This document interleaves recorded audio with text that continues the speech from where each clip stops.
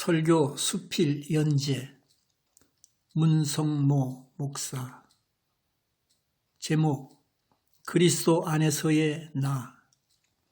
빌립보서 3장 7절에서 9절 말씀. 인간에게는 기본적인 욕구가 있다고 생각됩니다. 먹는 것, 입는 것, 생식하는 것, 이 모든 것은 다 동물들이 가진 욕망이지만 인간도 한편 동물에 속해 있기 때문에 벗어날 수 없는 욕망이 되는 것입니다. 인간이 가진 여러 가지 기본 욕구들을 종합해서 가장 밑바닥의 욕망이 무엇이냐고 할 때 우리는 세 가지 정도로 짚어서 말할 수 있습니다. 첫째의 욕망은 생존욕입니다. 살고 싶은 욕망입니다. 세상에 어느 누구도 여러분 중에 어떤 사람도 이 생존욕을 제외한 채 여기에 앉아있는 사람은 한 사람도 없습니다. 우리는 모두 살고 싶은 욕망을 전제로 하여 생각하며 활동하고 있는 것입니다.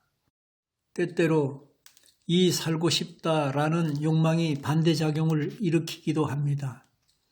할머니, 할아버지들이 가끔 살기가 어려울 때 죽고 싶다고 말합니다.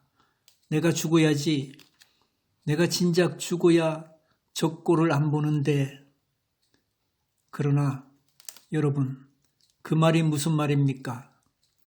이 죽고 싶다는 말은 살고 싶다보다 더 살고 싶은 욕망의 표현인 것입니다. 그러니까 죽고 싶다고 말하는 사람에게 독약을 갖다 드리면 안 됩니다. 오히려 보약을 해드리면서 잘못했습니다. 잘 못 쓰겠습니다. 오래오래 사십시오. 이렇게 해야 기분이 좋아지는 것입니다. 두 번째, 인간의 욕망은 소유욕입니다. 사람이 살았으니 이제 자기 것을 가지고 싶은 것입니다. 이 소유욕은 굉장한 것입니다. 내 것을 가지고 싶은 욕망, 우리 누구에게나 다 있는 것입니다. 우리 아이들이 어렸을 때 보면 싸웁니다. 내 거야 하면서 싸웁니다. 참 가소롭습니다. 그 녀석들 태어날 때 내가 봤거든요. 내가 속으로 야, 이 녀석들아, 내 것이 어디 있냐?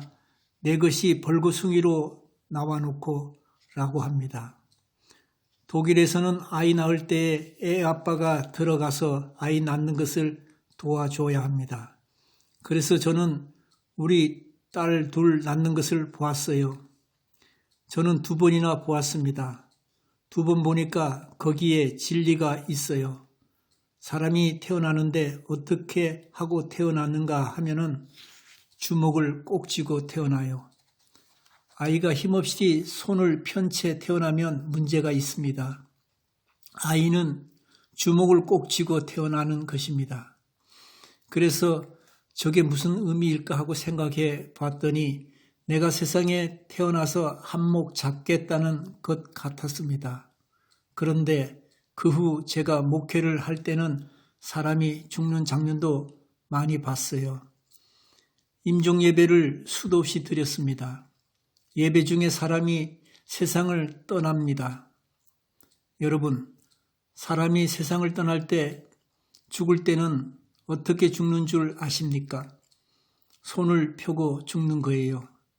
사람이 2 손을 움켜잡고 죽으면 문제가 있는 죽음입니다. 뭔가 소유하려고 태어나고 얻으려고 태어났지만 하나님 앞에 가는 순간에는 가지고 갈 것이 없습니다. 우리의 알량한 지식을 가지고 가겠습니까? 한 줌의 재산을 가지고 가겠습니까? 내노라 하는 경험을 가지고 가겠습니까? 요즘 말로 노하우를 가지고 가겠습니까? 하나님 앞에는 가져갈 것이 없습니다. 이걸 진짜 깨달았으면 정말로 예수 잘 믿었을 터인데 말입니다.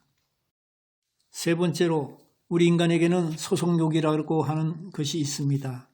이것은 생존욕이나 소유욕과는 조금 다른 정신적인 욕망입니다. 사람은 어딘가 소속되어 있어야만이 사는 것입니다. 그래서 한 국민이라면 어느 나라에 소속되어 있어야 하는 것입니다. 돈은 많은데 자기가 속한 나라가 없다. 국제적인 난민이다. 이처럼 불행한 사람들이 어디 있습니까?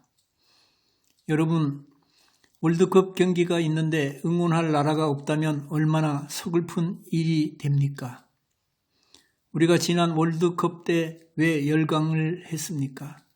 돈이 생기는 것도 아니고 병이 나은 것도 아니고 산적한 문제가 해결된 것도 아닌데 왜 그렇게 기뻐했습니까?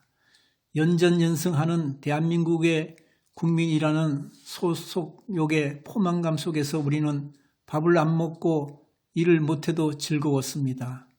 이것이 인간이 가진 정신적인 욕망인 것입니다. 예수 믿는다는 말의 의미가 무엇이겠습니까? 예수 믿는다는 것은 그리스도 안에서, 그리스도의 십자가 안에서 내가 이런 인간이 가진 기본적인 욕망의 수위 조절을 하면서 사는 것을 말합니다. 정말로 예수를 믿는 사람들은 생존욕에 있어서, 소유욕에 있어서, 소속욕에 있어서 지나치지도 않고 모자라지도 않아야 합니다. 예수 잘 믿는 사람은 기본적으로 살고 싶은 욕망에 충실해야 합니다. 믿는 사람들은 생존욕을 포기하면 안 됩니다. 죽고 싶다거나 때려치고 싶다거나 하는 생각은 죄라는 말입니다. 아주 못된 사람들이 있어요. 자살 사이트를 만들어서는 사람을 현혹해서 죽이는 못된 사람들이 있습니다. 얼마 전 신문을 보니까 자살 사이트 80개를 폐쇄했다고 합니다. 80개 폐쇄하면 800개가 생길 겁니다. 우리는 기본적인 생존력에 대해서 사랑할 수 있어야 됩니다. 그러나 생존력이 너무 지나쳐도 안 됩니다. 그저 적당히 살 만큼 살았으면 갈 때를 대비해야지 80인생을 120세로 만들려고 하고 불로초를 만들려고 하고 피를 1년에 한 번씩 젊은 피로 받고 수혈하고자 하고 그것도 모자라 세포를 떼다가 복제 인간을 만들고 거기다 장기를 떼다가 자동차 부속품 갈아 끼우듯이 그렇게 해서 수백 년을 살고자 하는 이 욕망 때문에 얼마나 많은 죄를 짓고 있는 겁니까? 하나님에 대한 도전입니다. 그래서 예수 믿는 사람들은 적당히 살다가 살 만큼 살았으면 감사하고 떠나시기 바랍니다. 그래야 지구가 좀 편안해질 수 있습니다. 소유욕도 마찬가지입니다.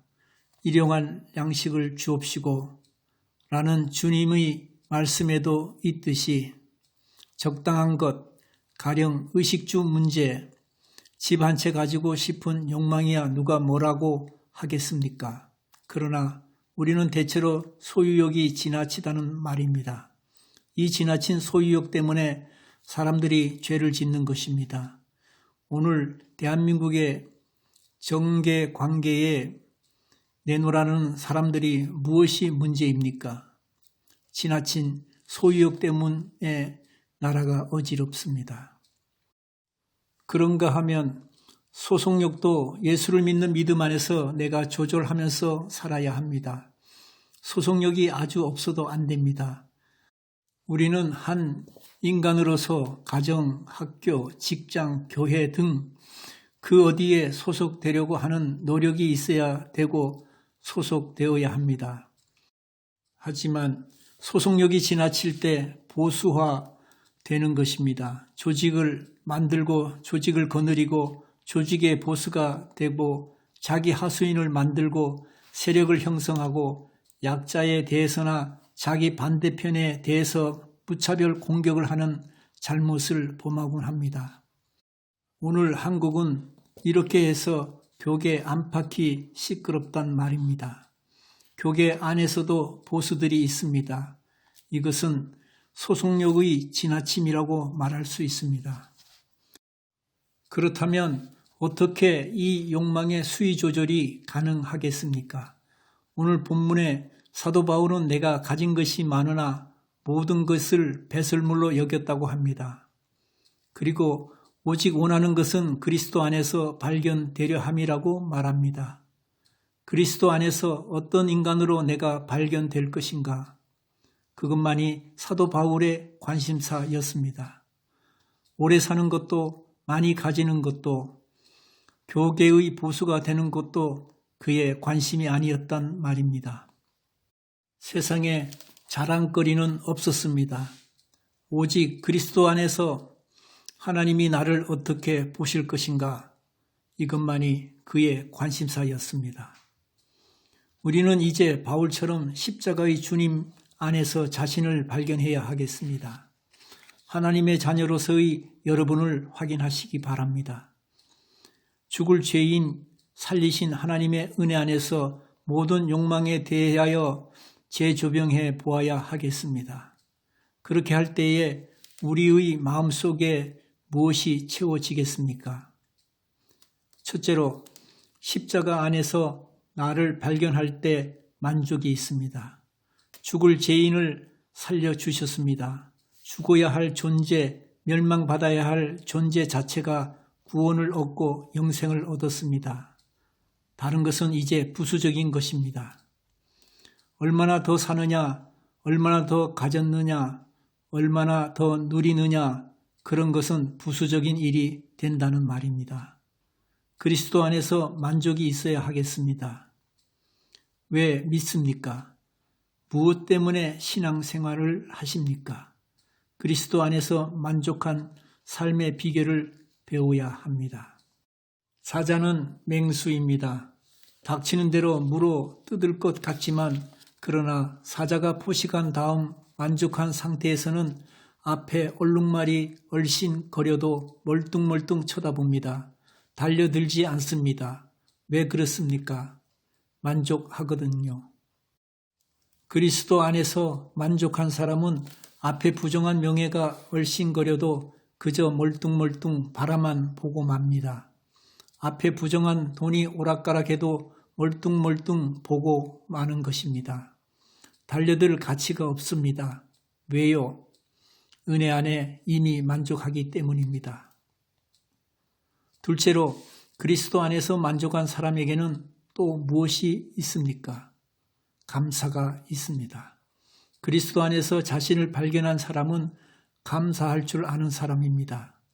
옛날 소유에 집착하고 알량한 명예에 집착할 때는 매사가 불평이요 짜증이었고 오르고 올라도 계속해서 갈증이 있었습니다.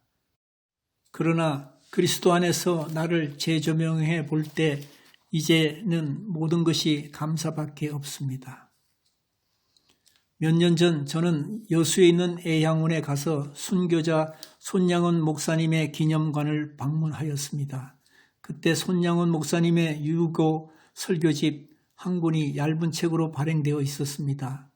사서 보니까 그 얇은 책에 감사라는 설교가 5편이나 실려 있었습니다. 이상한 일이었습니다. 손양원 목사님의 설교를 듣는 교인들이 누구입니까? 전부 나환자들 아닙니까? 그 사람들에게 무슨 할 말이 있어서 감사하라는 설교를 그렇게 많이 할 수 있단 말입니까? 그런 생각을 하며 돌아오는 버스 안에서 제가 그 첫 편을 펼쳐보는데 너무 충격적인 말씀이 있었습니다. 7가지를 감사하랍니다. 첫째, 물 주신 은혜 감사할 것. 저는 그 문장을 읽는 순간에 마음에 울컥하는 감정이 솟았습니다. 내가 언제 물 한 모금 마시면서 감사했나? 비싼 음식 먹을 때 감사하고 음료수가 나오면 감사하긴 했는데 물 마시면서는 감사한 일이 없었습니다. 두 번째, 햇빛 주신 은혜 감사할 것. 햇빛 쳐다보면서 덥다, 춥다 하는 짜증스러운 감정은 있었어도 햇빛이 많은 나라에서 사는 감사는 잊고 살았습니다. 그리고 공기 주신 은혜 감사할 것, 옥토를 주신 은혜 감사할 것, 죽을 죄에 살려 주신 은혜 감사할 것, 지금까지 생명을 연장시켜 주신 은혜 감사할 것, 앞으로 영원한 영생의 나라를 보장해 주신 것, 감사할 것 등으로 이어지고 있었습니다. 저는 그 설교를 읽으면서 눈에서 눈물이 나오는 것을 주체할 수가 없었습니다. 하나님 감사합니다 하는 기도가 저절로 나왔습니다. 기본적으로 받을 것 다 받았는데 원망하고 불평하고 짜증스럽게 생각하고 일이 안 풀린다고 생각하고 아무것도 못 받았다고 생각하고 기도해도 응답이 없다고 생각하는 나약한 자신의 모습 속에 하나님께서 기본적인 감사를 다 주셨구나 하는 생각을 했습니다. 셋째로 십자가 안에 있는 자신을 발견하며 받은 바에 만족하고 감사할 때 우리는 나눔을 실천할 수 있습니다. 그리스도 안에서 만족한 사람은 사람을 대하는 태도가 다르고 물질을 대하는 마음도 달라지는 것입니다. 나눌 줄도 알고 베풀 줄도 알고 다른 사람에 대해서 배려할 줄도 아는 것이 십자가의 예수 안에서 믿음 생활하는 사람들의 모습이라고 말입니다. 나눔에 대해서 무슨 큰 물질적인 손해를 보라는 말이 아닙니다. 나눔이라는 것은 생활의 작은 부분에서부터 실천할 수 있습니다. 1만 달란트를 탕감받았다는 느낌으로 이웃과 더불어 살아가는 배려와 양보와 지혜를 실천하라는 뜻입니다. 물건 하나를 살 때 우리는 어떤 태도로 삽니까? 가령 사과를 사면서 알아서 담아 달라고 하면 좋을 텐데 자기가 제일 좋은 것만 골라서 다 담습니다. 그러면 그 사과 장수는 나머지를 가지고 어떻게 장사하라는 겁니까?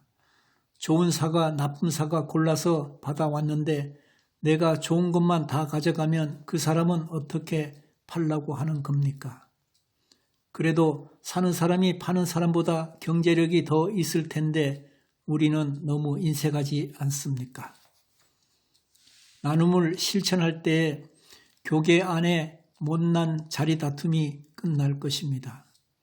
지금 내가 누리고 있는 모든 명예와 재산과 건강과 지식과 유명세가 다 내가 움켜쥐고 더 부풀려야 할 것이 아니라 오히려 나누고 물려주고 버려야 할 것임을 알게 될 것입니다.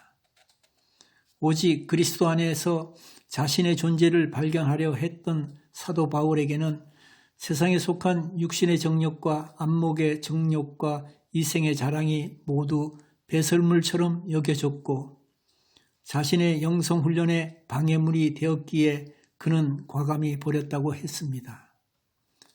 내게 유익하던 것을 그리스도를 위하여 모두 해로운 것으로 여긴다라는 그의 고백을 음미해 보십시오. 내가 그를 위하여 모든 것을 잃어버리고 배설물로 여김은 그리스도 안에서 발견되려 함이니라고 한 그의 처절하리만큼 엄숙한 선언 앞에서 우리 스스로를 돌아보아야 하겠습니다. 세상에 썩어질 명예 안에서 자신을 발견하려 한 잘못을 회개해야 하겠습니다. 분토와 같은 부정한 재물과 험악한 권력 속에서 자신의 존재를 확인하려 했던 우리의 어리석음을 반성해야 하겠습니다.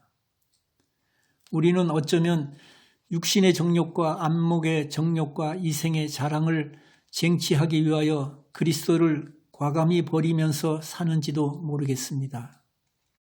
오히려 그리스도인으로서 마땅히 지켜야 할 윤리와 양심을 세상의 자랑거리를 얻는데 해가 되는 것으로 생각하여 외면하고 버리면서 살지는 않았는가를 심각하게 숙고해 보아야 합니다. 주 달려 죽은 십자가가 우리가 생각할 때에 세상에 붙은 욕심을 헛된 줄로 알고 버리네. 이 찬송 속에서 우리는 다시 그리스도의 십자가에서 너무 멀리 떨어져서 살아온 죄를 회개하고 주님 품으로 돌아와야 하겠습니다. 우리의 죄를 위하여 살을 찢기시고 피를 쏟으신 넘치는 주님의 사랑과 은총 안에서 나를 발견하고 더 이상 바랄 것이 없는 만족과 잔이 넘치는 듯한 감사와 미련 없는 나눔을 회복해야 하겠습니다.